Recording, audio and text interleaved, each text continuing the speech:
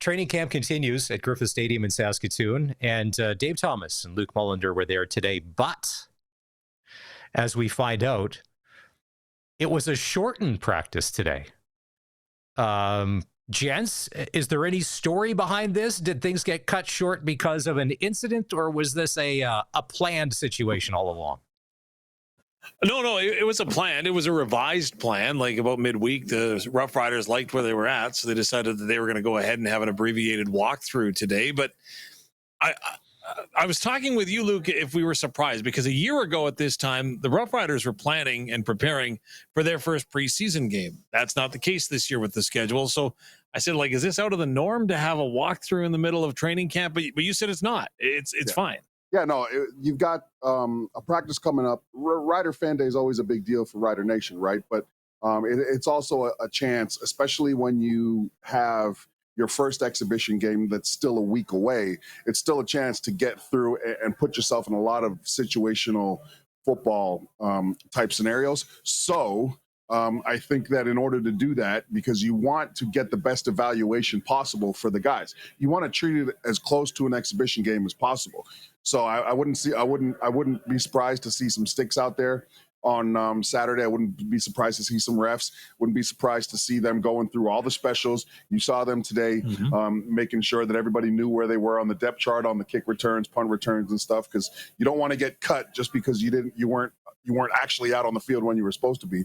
But more importantly, the most important thing about walkthrough today, everybody always thinks, "Oh man, that's a day off." It's not a day off. You need to capitalize on the walkthroughs because those are mental days. And the playbook is a lot larger. Guys are starting to think a lot more. Today was a reprieve for those guys physically, but mentally you still had to be focused. You still had to be present. And it was good. It was a good opportunity for you to just get the things down that they're probably going to call on Saturday so you can play fast.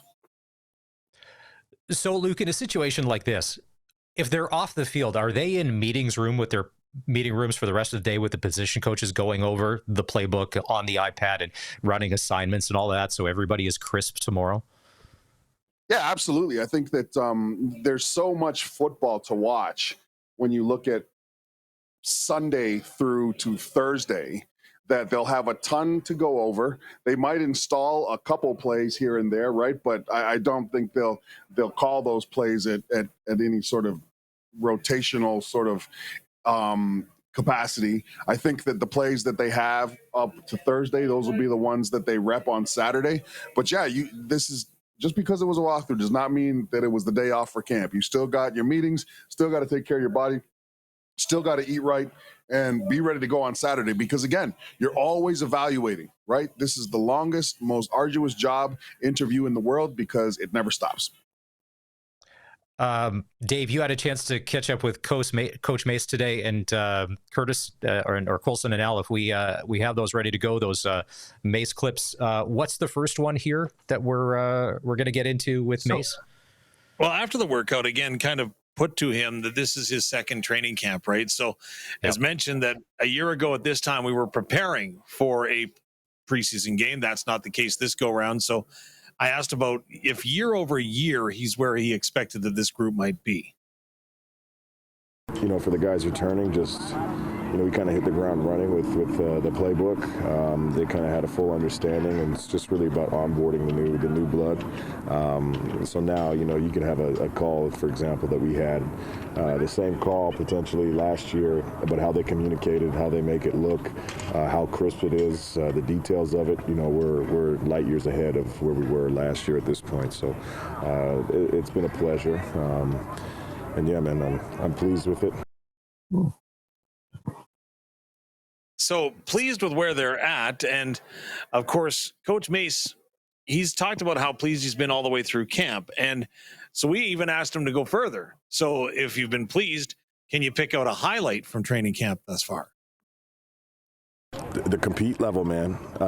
You know, I was ear hustling over here hearing Trev talk about, you know, the defense has got a bit of the offense and the offense gets a bit of the defense, and he's not wrong. Like, it's the compete level is so high that it's not lopsided. It's pretty even from that standpoint, and it's not for a lack of anything on either side. It's just guys are competing their tails off and taking advantage of the opportunities that are presented to them.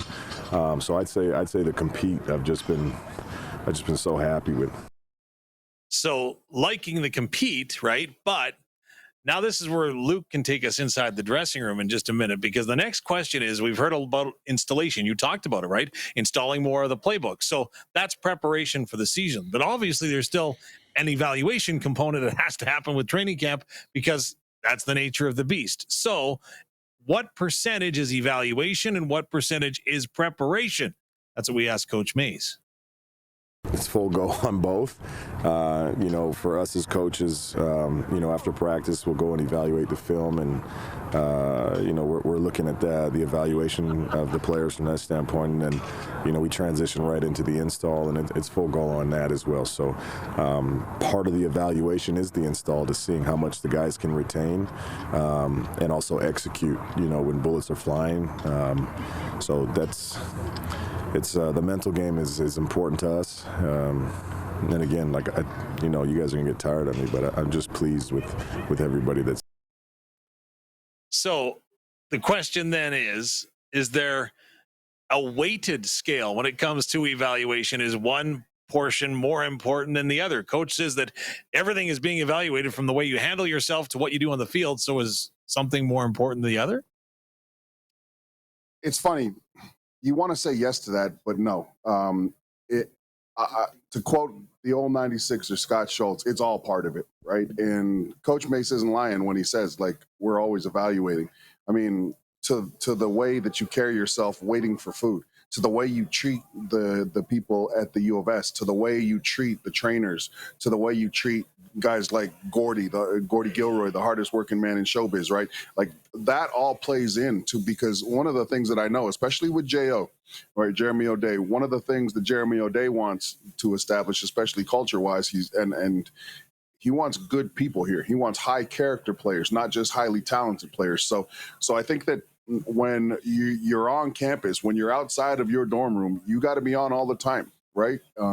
Because you are always being. But retaining stuff is super important, just because coaches have to trust you. I always talk about it, right? You want to master an ability, make it dependability, right?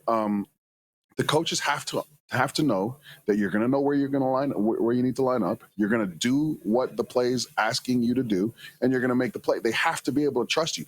I've seen some of the greatest athletes, dudes that look like Achilles themselves, right, with the greatest intangibles, like 6'8", long, 7'2" wingspan, that you jump out of the gym that you're just like, well, I'm cut, right? I'm going home. There's no way. And there's dumb as this red table here, right? You have to be able to catch on to the playbook. Doesn't matter how talented you are. If the coaches can't trust you, you're not going to be out there. And so a lot of that plays into also the way you carry yourself just on the day-to-day. So I would love to know, because they already made it, I think to a lot of us, they cut a name we all knew earlier in the week. Noah Zur, gone. I would love to know and be inside those coaches' meetings right now, who are some other names that we know that were on the team, they're on the bubble. Obviously, we won't until it comes down, but there's guys probably getting pushed for jobs. Maybe, do you think it's on the over-under of we'll never know? Do you think there's more guys in the hot seat or less than this time last year? If we're going year over year, because of all the talent that they've brought in, although we got a great core, guys could stay, could go, less or more than last year. I'm looking at the roster. It's a really deep roster. I think that I wouldn't say there's bubble guys. And the reason why I say I wouldn't say there's bubble guys is because the talent's sort of spread out. It's all over the field. I just think that if you're not doing what you need to do, this camp especially, there is a guy there that can replace you, but more importantly, there's a guy there that can play multiple positions, right? So I'll give you an example. We drafted Ali Saad, right? Lake Corte Moore was hurt all last year, right? Well, not all last year, but he was hurt for the majority of them, right? Benoit Marion came in, right? Charbel DeBeer also hurt for most of the time, right? So you see Ali Saad getting drafted really high, right? First overall pick for the Saskatchewan Roughriders. You see Benoit Marion coming in here and playing really well. He has a rapport with Coach Mace, right? So you would say to yourself, oh, you know what? Maybe Charbel's on the bubble. But then, you know, if you think about it, you're like, well, wait a second though. I mean, Charbel can play, right? So does keeping Charbel and keeping Ali Saad, it gives you options, right? And I think that's probably the biggest thing about this team is, for as deep as they are on paper, I think that this coaching staff is going to have options. So it takes the bubble away a little bit, if you catch what I'm saying, right, Maz? It's not like, oh man, they brought so and so in and this guy, he's potentially going to be replaced. I think that there's a bunch of athletes on the field right now, and with Coach Mace's defense, he's got the opportunity to really be multiple in the way he presents his roster, right? And you look at, for instance, I mean, we haven't heard anything from A.J. Allen, but A.J. Allen's the best special team player in the Canadian Football League, right? But he's stuck in this massive quagmire of talented linebackers across the board. So again, if it was the case of there's a couple good guys here challenging for a roster spot, I think there would be a couple guys on the bubble.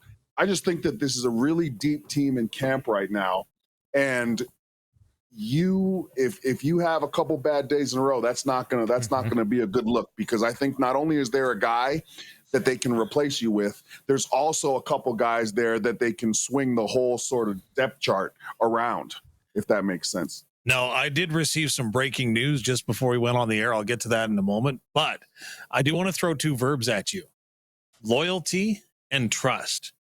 Because when we went back to the cuts earlier this week in Winnipeg, Shea Patterson was let go. And you talked about loyalty that Mike O'Shea has towards the guys that he's got on that roster. In Saskatchewan, it's still relatively a new loyalty that is growing, right? Would you suggest that maybe trust is the word? If the coaches believe that they can trust you to do the right thing when it needs to do that, maybe gives you and elevates you on the depth chart, as opposed to loyalty? Loyalty has a short leash in professional sports. It's a what have you done for me lately business. Yeah. Right. Gone are the days, because of the way contracts can be built, are the days of guys playing like 10 years, 13 years for the same organization, right? I think that at the end of the day, people misconstrue trust as well in professional sports. Yeah. Right. Trust in professional sports is different. It's not the, oh man, that guy might call another team. And, you know, trust is like, yeah, I know that this guy's going to do what I need him to do. I know that he's taking care of his body. And I know that when I call, you know, over jet, backside bang, Mo Apples, I know that he knows that he's going to the quarterback no matter what look he gets, because he also knows that there's outside contain if the quarterback ends up keeping it and trying to get it. You know what I mean? Like, yeah, okay. That's trust in this league. Yeah. Right. It's not like, oh man, he's everything to us. Right. Like, no, I think that loyalty has a really short leash. This is a production-based business, and we're trying to win Grey Cups. Yeah. Right. Mm-hmm. Loyalty is for family. Loyalty, you know what I mean? Like, and you'll hear guys, right? Like at some point, you'll hear in the huddle, family on three, family on three. You only hear that though after camp. You know what I mean? Yeah. You touched on it yesterday, Luke, with Green and White Day coming up tomorrow at Gordie Howe Bowl. Now, for a lot of fans, they've got the cheer team, they've got the merch trailer, you've got Gainer, there's food, there's music. It's an event, it's a game, but there's business on the field. Plays will be made or not made that will determine guys. Do you think even coming into week 2 of camp, do you think that if they don't see tomorrow, there would be moves made because there could be another guy that they can't bring in because of a roster situation? Yeah, I think there's always the openness to make moves, especially, I mean, Jerry Hill has proven that too. I mean, there's been times where he's brought in guys in. I think that what's at stake here is reps during the exhibition game. the actual exhibition game. I think that if you go out here and this defense or offense has a set of 12 plays that they're going to run, and those 12 plays have variations based on whatever the defense or offense is seeing, I think that a guy who goes out there and continues to make the same mistakes that he was making in practice, if he goes out there and makes the same mistake that they literally did in walkthrough today 3 times, right, and he still screws up the play, I think that you leave yourself open to just being a guy, because again, does J.O. and Coach Mace want to just, cut people on a dime? Probably not, because you still need camp bodies. But I think that it does cost you in the long run when it comes to just sort of the way they seriously evaluate you, right? You might there's guys out there today, right, that'll be out there tomorrow that if they make, again, if they're consistently making the same mistake or whatever, it might go from, hey, you had 3 series in the first and second quarters to be evaluated, to like, hey, you're going to play in the last series of the fourth quarter. You know what I mean? Oh, okay. And the writing on the wall is pretty evident there. So don't cost yourself reps, right? Get out there and show the team that you're coachable, and you know the playbook, and you know what to do, and you're going to make plays, and that continues to move you forward. And get you more reps and more opportunities. And keep in mind, opportunities is also special teams, right? So don't be the guy, for instance, like Dave, you saw today. They broke down after, right before they stopped. They were going through just your depth chart, right? Yeah. Punt return, come out, right? 2 punt team. Number one field goal.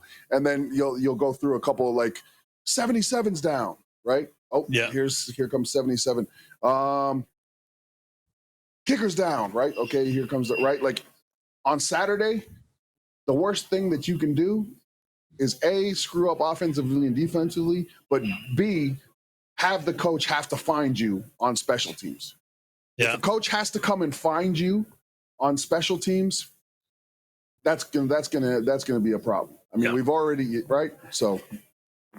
All right, Dave's got breaking news from the Riders. Oh, breaking news. First and foremost, Green and White Day on Saturday, so that's tomorrow, has a little bit of a different change to the lineup for what fans are going to get an opportunity to see. We'll outline that coming up a little bit later on. But here at Red Zone Sports Bar, they just announced all-you-can-eat back ribs on CFL Sundays. So in 3 weeks today, the CFL regular season opens, and all-you-can-eat back ribs begin. CFL Sundays at Red Zone, all you can eat back ribs. It made me try to figure out, okay, how many slabs are you able to really put? Oh, yeah. Strategically, right? Strategically, if you really want to do some damage, don't get in there and eat the fries, right? Don't get in there and eat the fries. Don't, the scouting report is out. Yeah. What do you got against fries? I like a good bread. No, nothing. No.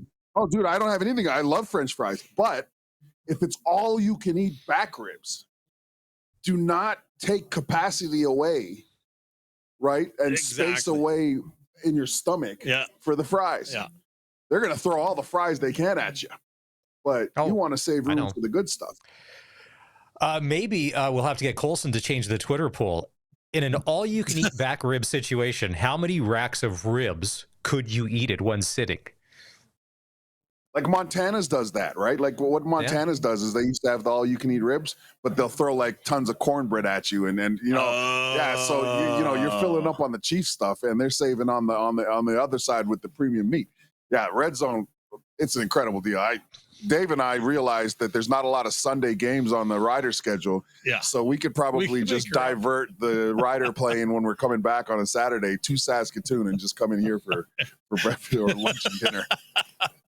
Luke's running up to the cockpit to be like, "You've got to land this thing now." by 1 p.m. We got to get in there. We will dive a little more into the green and white game, which will happen tomorrow at Gordie Howe Bowl. Luke made a passionate speech yesterday, and it touched a lot of Rider fans and a lot of Rider Nation about having some swag and how we need to approach this year, because we're good. We got to start thinking that way. And then I started thinking, because I got a few text messages. Even Glenn Suter after the segment yesterday, I'm sitting at my daughter's, they don't call it a band concert anymore. They call it a fine arts night. It was a glorified band concert. I don't care. There's a new name for, it's a fine arts night. Although they did at the opening, the third number they played was "Enter Sandman" by Metallica. So this is a band. Like, the sheet plays the flute. So at Fine Arts Night, I get a text from Suits. Hey, sorry, I was passionate. I was all in. I'm like, no, this is great. We'll jump into that, because my whole point, no disrespect to the Ottawa Red Blacks, but as a Rider fan, if we beat Ottawa, there's no free spots on the bingo card. It's a little empty. It's hollow. The ones where you feel it, where it's those Bomber games. If we go 3-0 against the Bombers, no reason we shouldn't win the Grey Cup. Then the records don't matter. Come playoff time, we beat the Bombers 3 times. That's it. We're gonna need to win almost every game in the West. If you're gonna lose, it has to be to the East, right? Because it's gonna be a dogfight. So, like you said, we got to respect everybody, and we respect everybody. But the wins that matter, the ones that make you feel. Sorry, Ottawa. Sorry, Hamilton. Just not the same. There's no better feeling, right? I know. But as an Eastern Conference team, there's no better feeling, right? Is there a better feeling than walking out of Labor Day after a win with your chest pumped out after you've beat the Bombers? Now, could you imagine that feeling? Because we got to go there twice. If we go in there, and then by Luke, and to this point, you brought it up last year. So when we do play them in the playoffs, that seed of doubt has already crept in. Like, man, we haven't beat these guys all year. What do you think? It's not going to change today. Every time they've got us, every time, that seed of doubt that gets planted.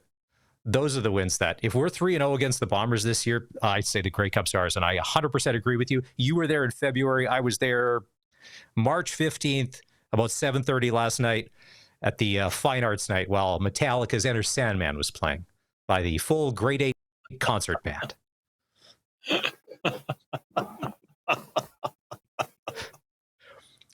Who do I have to talk to the Riders to get maybe I can get them to play at halftime? I mean, listen, I'm a proud dad. She's super talented, right? We just round everybody up, get them out there. Do we do that? If they played harmonica, the LA Kings would have been all over that. All right. Gents, we're going to take a break. Did you guys order nachos? Did I hear that off air? Did you guys order nachos? Oh, yeah. Yeah, they're sitting over there. Yeah. We're going to go and attack them now. Okay, well, we'll let you get into that. A little bit of an abbreviated walkthrough today, not the full-on, all-out 2-hour and some today, because it's Green and White Day tomorrow. Mark Habicht will join us in about an hour's time from the Riders to talk more about this.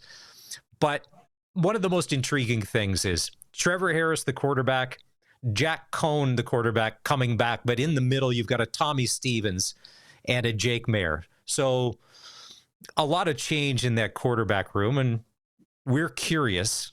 We're going to hear from Jack Cohn in just a sec. Luke, outside of Trevor Harris, the other three, your assessment, what you've seen in the first week of camp. Well, I think that Jake Mayer spent some time just trying to sort of get his bearings, but he's looked decent. Haven't had a problem with him at all. I think that my favorite quarterback has been Jack Cohn. I think that Trevor Harris has been as cerebral as possible, right? He's come out here. Took him a couple days, I felt, to really sort of get his feet on the ground too. But now he's starting to throw darts again, like we would expect. But it's been Jack Cohn. I've really enjoyed watching Jack Cohn. I think that he's improved a lot of his like mechanics. Just like, I'm not a quarterback, right? Coach, right? But like, I remember last year. Do you remember this, Dave? I turned to Dave and I was like, man, watch Cohn in these drills. And he was always like a millisecond behind mechanically behind the other quarterbacks. And this year, there's no difference. He's right there. And I think that as he continues to progress, he's clearly a smart guy. Remember, we saw him last year in limited action, played really well, made some really tight throws. I feel like the way he played against, I think it was Calgary when he got his opportunity, I feel like that was pretty much the decision maker on Shea Patterson. Like, we can go, you know what I mean? Yeah. Shea had struggled in action that he had done. So I've really enjoyed watching him. I think I would take him over Tommy Stevens in a heartbeat. Again, I think Tommy Stevens is dude, this guy's a monster, right? Oh, he's like huge. Rudy Gobert walking big around, man, you know, like he's a big dude, and you can see why he's just unstoppable in the third down situation.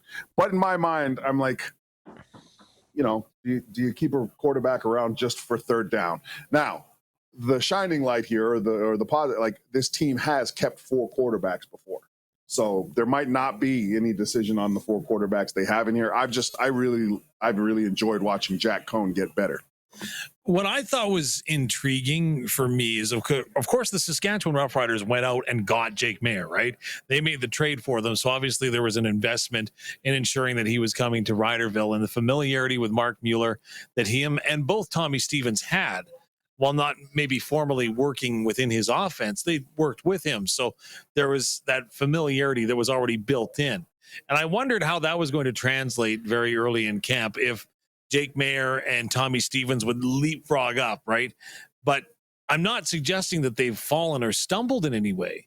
But I would submit that Jack Cohn has also upped his game. I totally agree with you. I think that the best sort of compliment we can give Jack Cohn is saying, like, all of those quarterbacks look about the same. Yeah, right? You're right. Okay, and that's there's good. TH7, and then there's the rest of the game.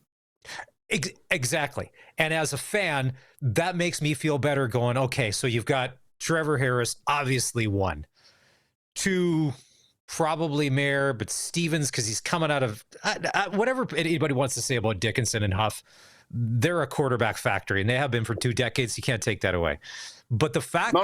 Cohn, Yeah, Huff is the guy that produced the quarterback. Sure. Yeah. But if you're saying that Cohn is now closed the gap, and there's 3 of them, and they're all they each have their days, but there's not a glaring gap there, I think is great for Rider fans, that no matter who's in there when Trevor Harris isn't, that this is a good spot. And Dave, you actually had a chance to catch up with Jack Cohn here. I think we have this gents, Colson and Al, if we have this interview ready to go. Tell me, Jack, your impressions of training camp so far. You're second as a Saskatchewan Roughrider. Yeah, it's been great so far. I mean, it's just great to be back with this group of guys. I mean, I missed them all off season. Just a great culture around here, from the coaches to the players. And I just feel like compared to last year, personally, I'm a lot more comfortable with the offense, having just that 1 year of experience being here. And I just think in general, the level of play here is, way higher than it was last year at this time. Whether it's been like 5 days or something through camp, and I just feel like compared to day 5 this year, day 5 last year, I feel like offensively and defensively we're way ahead of where we were last year. Have you found the game slowing down at all? A lot of athletes will say, I'm more comfortable when I get to that point where everything seems to slow down in front of me. Absolutely. I think that experience has just helped me a ton. I mean, I'm super comfortable with the playbook now, so I'm not really getting up to the line and thinking about, where a receiver is going to be. I just kind of know like the back of my hand at this time. And then and defensively as well, I understand defenses a little bit more and what they're trying to do, different rotations and what problems they can cause. So just feel like the experience I have, learning last year has helped me a ton. You had that experience in that last game and you earned the opportunity for playing time. What did you take away from that, and how much did you use that in the offseason? Yeah, it was great for me to just really get the speed of the game again, because all I really did was practice all year, and once you get in the game, it's a little bit of a different speed and kind of just makes you see if you still got it or not. And I feel like I was able to see some things, then maybe some other stuff that I didn't trust it quite enough, and I could have ripped it or things like that. So just kind of getting the speed of the game and the flow and your vision of everything, I think that was the biggest thing for the game. In the offseason, the club brings in 2 veteran quarterbacks. What did that say to you, and what does that change anything, if anything at all? Yeah, I mean, obviously we have a very deep QB room here. I understand everyone's experience and things like that, but at the end of the day, I'm here to compete and, obviously learn from these guys as well, because they have so much experience, and really just focus on myself and try to do the best I can. So fans, we don't understand that dynamic, because you want to earn the job and you're trying to do that against someone that you work with every day that you're trying to learn from. Can you explain how that works? Yeah, absolutely. Well, I mean, I think it's just a great group of guys. So, I mean, if they came in and were terrible people, I think I'd feel a lot differently. But they're a great group of guys, and it's really fun being around them, eating lunch with them, being in meeting rooms with them. And like I said, I mean, whether it's Trevor or Jake or Tommy, they have a lot of experience in this league. So it's good for me to, talk to them about different things and watch them work and see the way they see things a little bit. But at the end of the day, you really just focus on yourself and try to do the best you can do and see what happens from there. So when you assess your play thus far, what have you seen? Yeah, I mean, I think I've taken a step from last year. I think I've gotten better from last year and really just try to take it play by play and day by day and just do my job on each play. Don't worry about what anyone else does and just compete my hardest. Seems like you've got some pretty good chemistry as well with the receivers. Dante Myers, for example, you two seem like you know what each other's going to do before you do it. How does that come about? Yeah, I mean, obviously Dante is an amazing player, just super explosive, and even a guy like him, he's just second year in this offense. He knows it super well, and it's a bunch of those guys. I mean, any of the receivers I feel comfortable with now, and even my rookie class, all the guys that came in together, it seems like a very good class to just be a part of. Well, it's a pretty good class that's out on the field. We wish you all the best with it. Thanks for this. Thank you. I appreciate it.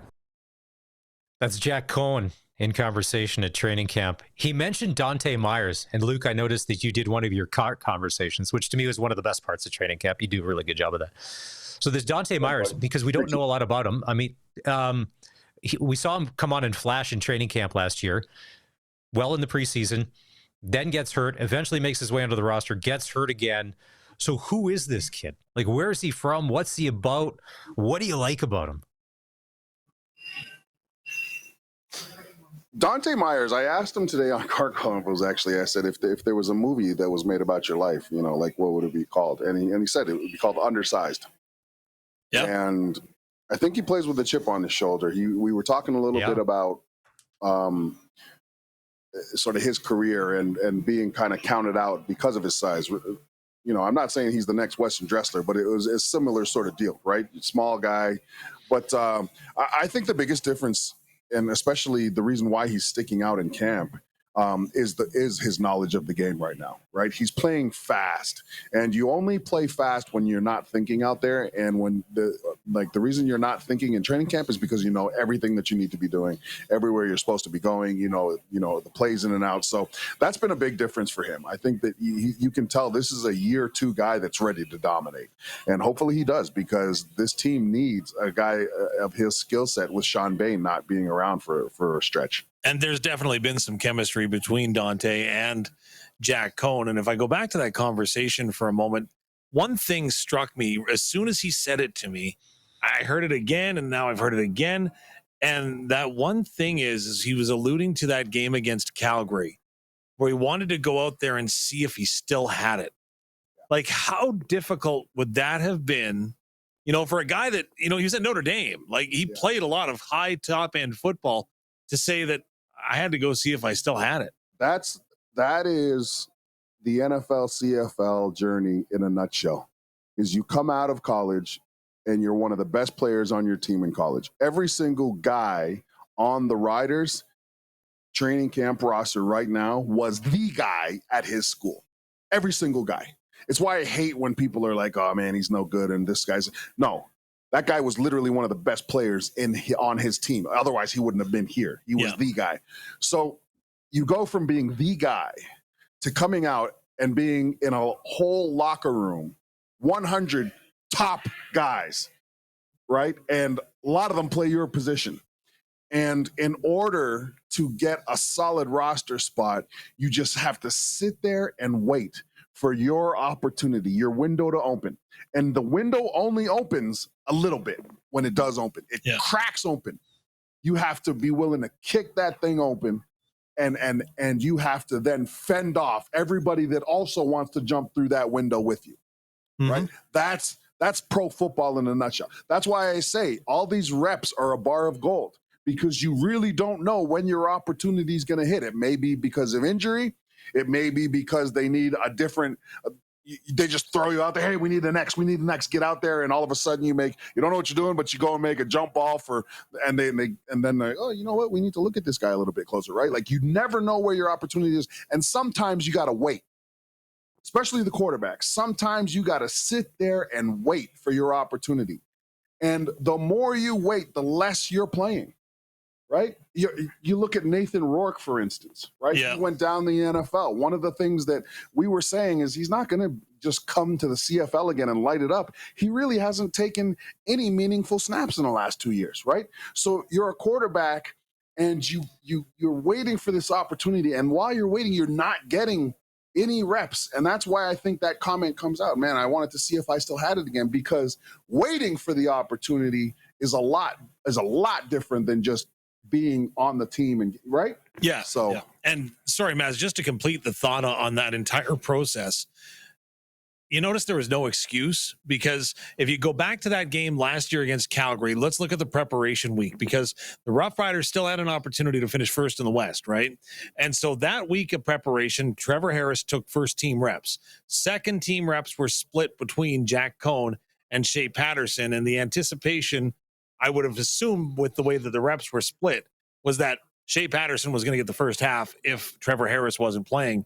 Instead, Shea Patterson got 2 series and it was Jack Cohn the rest of the way. I'm not saying he wasn't prepared. I'm just saying he didn't get what typically a starter would get to get prepared. You don't get a warning. No.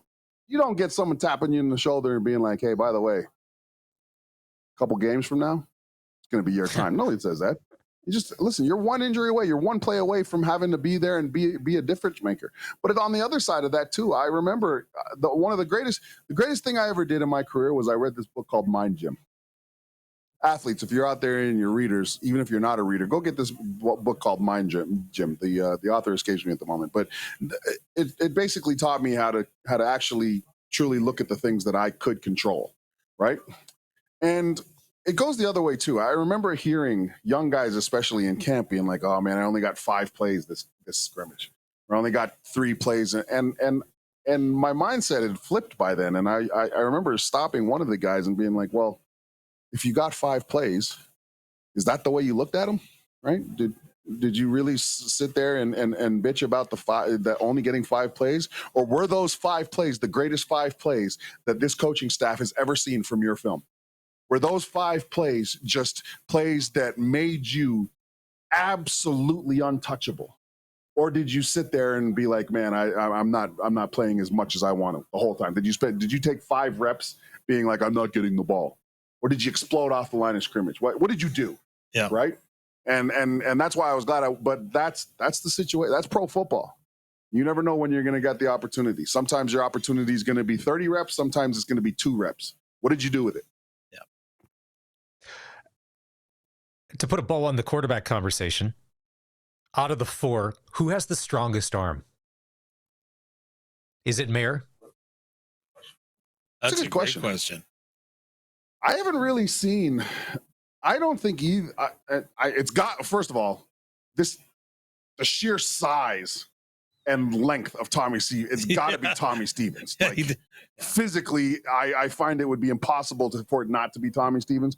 But I don't think anybody's really come out here and had that rocket arm, right? No, I'm with you. I think that everyone's made the throws that they have to make. I don't think that's not a concern, right? That's what I want to see. Yeah. Can you make the throws, and can you make them accurately? Yeah. Can you navigate the pocket? Like, again, I always go back to this. I feel bad, like, because I actually really liked him. But Michael Bishop had an amazing arm. Yeah. Right? Gosh. Yeah. The best arm you've ever seen, but he couldn't read a defense, couldn't remember any plays, couldn't remember any adjustments, right? So, like, what did that get him? You know what I mean? You had a tank of an arm, but you didn't know where to put it. And by the way, when you did throw it, you missed. Exactly. Luke, just by mentioning his name, you brought up a lot of PTSD for Rider Nation that's listening or watching the SportsCage right now, because, I said, dude, can throw a mile. And what do you mean PTSD? I was there in 08. I was there in 08. It ain't PTSD, man. This is real life. Hey, man, listen. That 08 team, to this day, that 08 team was better than the 07 team. Wow. Except for one position. The stupid quarterback position. And we had doubles sitting there in the organization. Yeah.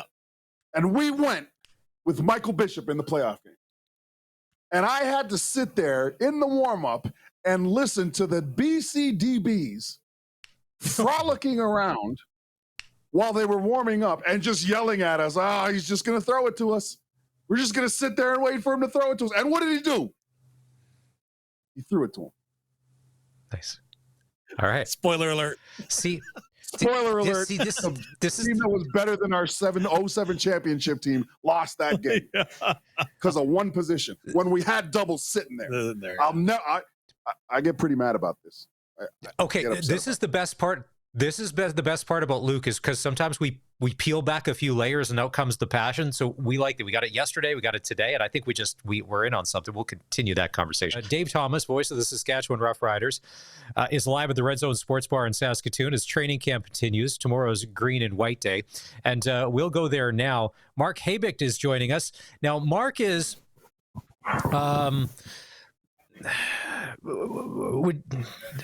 Mark, what's your title? Has it changed? You wear many hats, but just you're official on the Saskatchewan Roughrider business card. Mark, what does it say? Yeah, so right now it says Director of Retail Operations and Interim Director of Marketing. How's that? Bang on. Nice. So the Interim Director of Marketing, I would assume that is new. Is that something that's been added since we last chatted? Yeah, I think so. Jackie, who's our Director of Marketing, went on a mat leave. So shout out to Jackie and her new baby, and they're doing great. And they're like, hey, you've been here a long time. We need somebody to pick up some of this work. So I said, sure, I'll do it. But it's been going great. It's a lot of fun. And it's been great. Mark, probably the most... Go ahead. Oh, no. Okay, I was good, and I'll ask this and I'll let Dave get to it. The most asked question about the Saskatchewan Roughriders since the season has ended is Obsidian Green coming back this year? Are they doing that again? A, I didn't get in on it, or E, I would like to wear my stuff again. And the definitive answer is? Absolutely. Yeah, we'll have a couple of games for sure this year, and it's going to be great. New stuff coming in. New stuff in the store right now, actually. So come shopping. Now, by my math, and my math sometimes is off, don't tell Revenue Canada, but 49 weeks ago was when Obsidian Green was officially launched. Okay. And 2 weeks after that, we were in Edmonton, and I vividly recall seeing a couple of fans down right in front of Luke and I at Commonwealth Stadium wearing their Obsidian jerseys. And I thought, this is something. And it really became something and much more, didn't it? Yeah, it was really great. It far exceeded our expectations. We were excited about what it could do, but I'll tell you, it was even more than we expected. We're super excited, so that's why it's coming back this year. And I think you're going to see it for a few years. We got some new products, some new exciting things, and I know the guys, the players love wearing them. They're excited to wear them again on the field. Now, as far as fans go, I have a jacket and I have a hoodie. I don't have a jersey because there was a whole bunch of other rider stuff that I bought before Obsidian came out. What are some of the new products people can be looking for in Obsidian this year, if you're allowed to say, just to get people curious or wet the whistle for what's coming to the rider store? Yeah, well, there's a whole bunch of new sideline gear. So every year, the stuff that the players kind of wear on the sideline, we have. So we got a bunch of stuff in Obsidian for that kind of goes with, what the guys are going to be wearing for those games, which is awesome. Whole bunch of new headwear. We've got more headwear that's going to be coming. But we've even got some new things like blankets. We didn't do blankets in Obsidian last year, and we had some requests for it. So we've got some things like that coming. So there's a whole bunch of new Obsidian things. I think you're going to find something that everybody's going to love. Now, tomorrow, Green and White Day here in Saskatoon. I'm sure there's going to be an opportunity to see some of those new models that are going to be around, whether it's at the store downtown or over at Saskatoon Minor Football Field. Yeah, bunch of stuff here for Midtown. So if you're in town and you want to go to Midtown in Saskatoon, or at the Rider store, of course, at good old Mosaic, lots of new stuff. New stuff, honestly, arriving every single day, which is fantastic. And then we're going to have a retail set up at Green and White, so there'll be some fun stuff down there too. I know one of the things last year. Was that in late September, early October, when the Riders took the show on the road and they were set up in McMahon Stadium? Now, it's one thing when you see Rider Nation in full effect in the province of Saskatchewan. I mean, it's hand in hand. But when you do the roadie and you go to a different location, whether it been to Vancouver, to Ottawa, or in Calgary, are you ever surprised when you're like, wow, you would never think that we could have this much support all the way across the country? Yeah, this is season 17 for me. And I don't know. I don't know if I'm ever surprised anymore because I've seen so many things, but I am always so thrilled to see it and so pleased when they come out, and even a couple of years I got to go to Halifax and to see the support that traveled out there for Halifax. It is amazing, right? The support we get up here in Saskatoon. I mean, this is such a key, important market for us. We know we're the Saskatchewan Roughriders. We embrace being the Saskatchewan Roughriders. We love it. We love to hold camp up here. And so coming in a place like Saskatoon and the support we get up here, I mean, it is really just fantastic. And we appreciate it so much. Now, for folks that aren't listening in Regina or Saskatoon or watching us somewhere across North America or the globe on YouTube and at sportscage.com, you can always buy online, because I know that I look at my man Luke and I'm like, hey, where'd you get that? And he's like, oh, I got it online. Or again, friends of ours maybe living in Swift Current, and you don't have to drive in. You can get it online, and it's always changing there too and updating, right? Yeah, we sure try. We work really hard. Everything that you'll find in stores should be online, unless for some reason we just don't think we can ship it. We sure try to get it on there. And yeah, our online sales are great. It grows every year. And Rider Nation really is, Canada-wide and even worldwide. The amount of stuff that we ship to, Australia and Vietnam. Wow. I'm always surprised. I mean, it's often expats, people from Saskatchewan who are living somewhere, or maybe they've met somebody and they want to send them something. But it is amazing how much we still get orders like that. Well, Mark, we know you've got, it's a busy day tomorrow at SMF Field. I'll still call it Gordie Howe Bowl. The merch trailer will be set up there. Rider fans can come out. If you're willing to just pass along whatever your online password is to get us a staff discount, I think that would be great. And then we can, let me, I can't remember off the top of my head, but if I think of it, I'll let you know. Sure, no problem. It wouldn't be Riders 1, 2, 3, 4 or anything like that for the online. Yeah, I used to. Hey, we yeah. Sorry, I used to joke that appreciate it was 89, 07, and 13, which was great. It got tougher on the fourth one, which was good. Hey, we're all good if we have to add a fifth one this year, okay? Because there's a lot of talk, and I'm sure that you've probably heard the hype machine is growing. And could you imagine if you have to start making Obsidian Grey Cup gear with the I'm in 2025, the thing, and all of that? That'll be a Merry Christmas at the Rider store this year if it all works out the way we're all hoping it will. Mark Habicht from the Saskatchewan Roughriders joining us. The Western Pizza Guest Hotline. We're live at the Red Zone Sports Bar behind the Travel Lodge in Saskatoon. Let's go back to Saskatoon. Red Zone Sports Bar.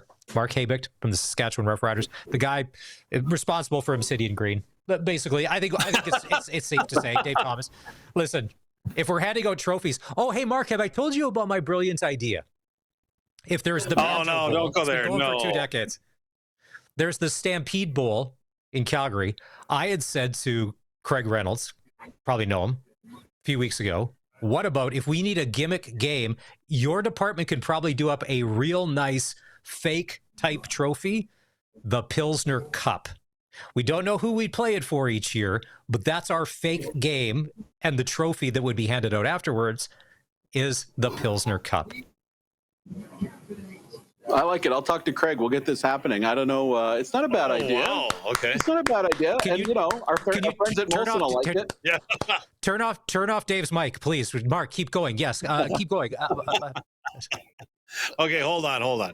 First of all, Luke didn't say it was a bad idea. He said it was a terrible idea. So just so everybody remembers that. But what is a great idea is here in Saskatoon tomorrow. I want to segue over to the green and white day over at Saskatoon Minor Football Field, because for folks that haven't been to training camp in Saskatoon, it is so cool. There have been students out there, have been schools that have been coming. There's been fans that have been in the stands each and every one of the workouts. And tomorrow is just a day to give back to the fans and have an opportunity to see heroes up close and personal, isn't it? Yeah, I touched on it. I mean, this is such an important market for us. We love Saskatoon. We have so many great fans up here, season ticket holders, people who buy single game tickets and travel down, and we don't take that for granted. It is so important. And so, I mean, I said, this is season 17 for me. I was talking to one of the guys in the office, been around, I think, 23 years.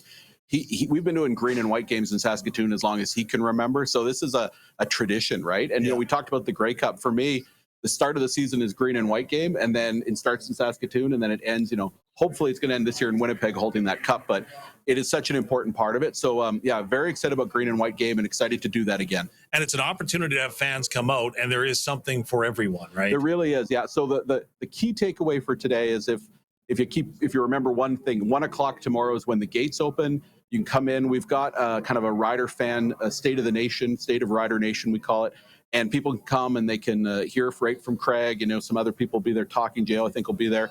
And so that's great if you want to do that. If you don't want to do that, or you want to bring the kids down and they don't want to sit and listen to Craig talk football, there'll be face painting. We've got Gainer down there. We've got cheer team. We've got pep band.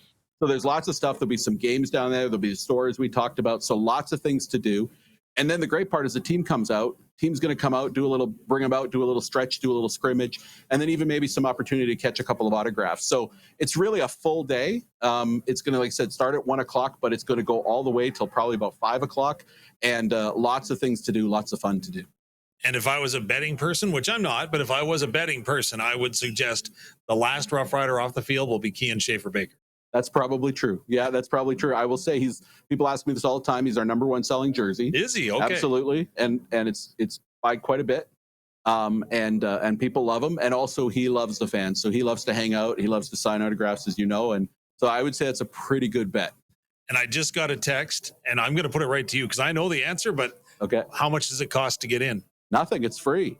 Yeah, nothing. Free. So come on down, bring the family. It's going to be a beautiful day. When I came in here, it was beautiful, sunny and warm. It's going to be nice tomorrow. I know it's not going to be quite as warm as we'd like for May long weekend, but it's going to be pretty darn good. Well, Mark, we appreciate you coming up and taking time for us here live at the Red Zone Sports Bar behind the Saskatoon Travel Lodge. It's going to be a great day tomorrow. Absolutely. Looking forward to it. All right. One of the big battles in training camp is the running back position behind A.J. Ouellette. And Dave Thomas had a chance to catch up with one of the guys who's vying for one of those coveted jobs, Trent Penix. Dave Thomas here on the SportsCage. Well, Trent, Luc Mullinder, our color analyst, has had his eye on you this entire camp, and he likes what he sees. How do you feel? I feel great. It's a great feeling coming up here after a while of not playing ball, getting my feet back in the dirt and getting pads on, getting the ball in my hands, pretty much picking off from where I left off and also moving around positions. So showing these coaches how versatile I really am and how they can use me on 4 phases of special teams, fullback, running back, anywhere you want me to play, you got it. So I just try to be a very key aspect and really a key contributor to add points to that scoreboard. Your last point of contact, if you will, in football was down in Indianapolis with the National Football League. What have you been doing since then, and how did you get yourself ready for this camp? Yes, sir. When I went back home to Raleigh, just constantly trained at NC State, keeping my body fresh, constantly going to chiropractor, try to get massages, pretty much keep my body, because you never know during that time when you're a free agent, you never know when you're going to get that call, so you always got to be ready because it happens quick, and then next thing you know, coming up here, and then it's a very, very big difference knowing that it's a lot cooler up here. It's very different from Raleigh, North Carolina compared to Canada, and so just getting my feet warm and now getting acclimated to everything that's going on, the new game, new rules and all, so now everything is coming back full force. So what did you know about the Canadian Football League and Saskatchewan in general when you signed that deal? Yes, sir. I knew the Roughriders were the real deal, were the ones that really run this whole league, and that they have the best fan base in the whole country. And I'm ready to see what that fan base looked like, to see that stadium in green and white. You talked about that you're ready to play all 4 phases, anywhere that they put you. What makes you so versatile? Just going back to my NC State days, just Coach Doran, just doing whatever he needs. Any things happen on a roster, so next man up, you just got to be prepared for when your name is called. You can be plugged in anywhere, and you just got to show these coaches that you can earn their trust and that they can put you anywhere they need you. Tell me about your first CFL playbook. What's it like jumping in? Oh, honestly, compared to the NFL, it's much simpler. It's to the fact that I already had an insight of some kind of professional, it kind of makes this a little easier to break down and know the concepts and know what speaking of running backs, knowing why we're running our track the way we're running it, and everything's coming back to a full circle. So, What's the biggest adjustment you've had to make? the field for sure is a longer field. There's 3 downs compared to 4. It's little switches in the rules and little details, but for the most game, it's still football. At the end of the day, you're still putting your face on somebody else's pads, and at the end of the day, you're trying to take another man's will. So, and trying to win the game at the end of the day for your brother. So that's all there is. In Mark Mueller's playbook, there's lots of opportunities to come out of the backfield and make catches. Are you comfortable with that? For sure. I'm already making plays, whether if it's passing or catching out of the backfield. So just got to keep giving these coaches trust, give the OC the trust that you can put the ball in my hands, I can really make anything shake in the open field. Coach talked about your physicality today in blocking. That must make you proud. Yes, sir. When he called me and Mario's name up for the showcase for the whole team, I had a mindset that, you just had to trigger something on the inside of me. So at that, just take my coaching into that drill. And then, as you can see, it worked out perfectly, showed my aggressiveness, and it's in front of the whole team. So it shows the team and these coaches that I'm really to put my face on the line for anybody. So Trent, appreciate your time. Wish you continued success going forward. Yes, sir. Appreciate you. Thank you. All right, Dave, Luke. If Trent Penix reminds you of one runner in the CFL who's currently playing, because a lot of us haven't seen him yet, who does he remind you of? Oh, that's a tough one. I would say a taller Dedrick Mills, maybe. I'm not sure. I mean, we haven't really seen him in a game. No, that's true. Right? Like, we've only seen him in practice. I actually don't mind the Dedrick Mills comparison. I think that but again, I mean, it's way too early to call. Yeah. At this point, right? Like, Maz, you can, the guys you end up being like, oh man, this guy looks great. You always have to put it in the correct context, right? It's like, yeah, you do look amazing or great. Like, so for instance, the guy's making the massive catches in day 2. Everybody's like, oh man, this guy's a beast. All of a sudden we haven't seen him. And one of the reasons why is probably because there's a billion more plays in, and he's really slowing down in terms of, his confidence, right? So I think that for what he's done thus far, he's been great, right? But, and there's always a but, we got to see those live bullets. You know what I mean? And Saturday is one opportunity, but it's going to be, I can't wait till the exhibition game. These guys are going to have 2 weeks of pent up aggression, just ready to let loose. Yeah. And the Winnipeg Blue Bombers as well. Right. So. Yeah. Let's, we only got about a minute left here. So we'll go away from football. Luc Mullinder, your Toronto Maple Leafs are facing elimination. They're facing a complete meltdown and a roster makeover and the core 4, core 5, and dynamite and blowing things up tonight in Florida. They lose 6-1 the other night. Nobody knows what's going to happen, what team is going to show up. You can't tell me you're feeling good going into Game 6 tonight at Sunrise. Listen, this is you got to be a different breed to be a Toronto Maple Leaf fan, man. Like we're nuts. We're insane.